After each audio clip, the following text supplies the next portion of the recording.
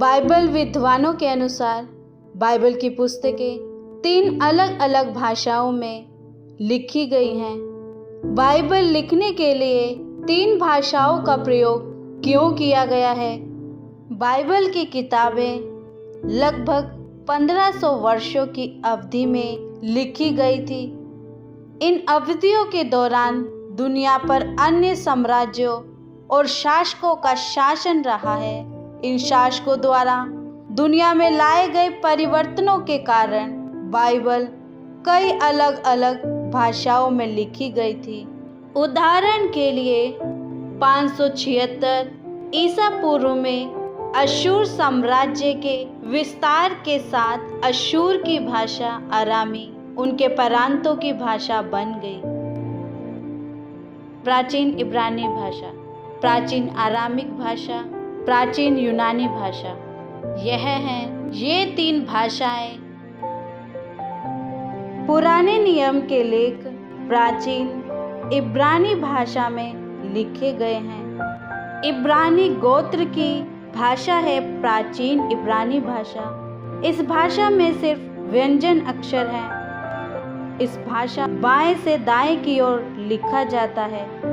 बाद में इब्रानी लोगों ने अन्य भाषाओं का इस्तेमाल शुरू किया और तभी से इब्रानी भाषा को एक पवित्र भाषा घोषित कर दिया गया और इसका इस्तेमाल विशेष रूप से याजकों द्वारा किया जाता था। यही कारण है कि पुराने नियम के शास्त्र प्राचीन इब्रानी भाषा में लिखे गए थे।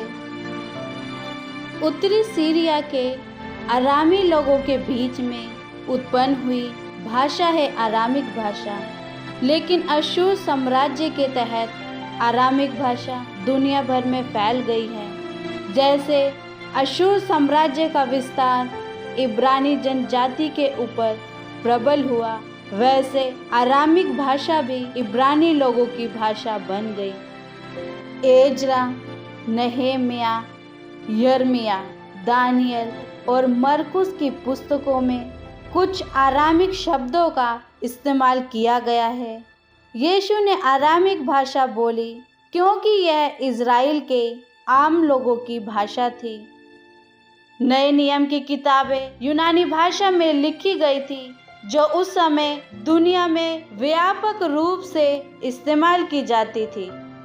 यूनानी साम्राज्य के शासकों ने अपने शासन को पारदर्शी बनाने के लिए अपने नियंत्रण वाले क्षेत्रों में यूनानी को अनिवार्य भाषा बना दिया। इससे यूनानी भाषा को दुनिया भर में स्वीकृति मिली। पहली शताब्दी में उत्पीड़न से बिखरे हुए ईसाई समुदाय को संबोधित करने और निर्देश देने के लिए नए नियम के लेखकों ने यूनानी भाषा का इस्तेमाल किया। यह यूनानी भाषा की विश्वव्यापी स्वीकृति का कारण है।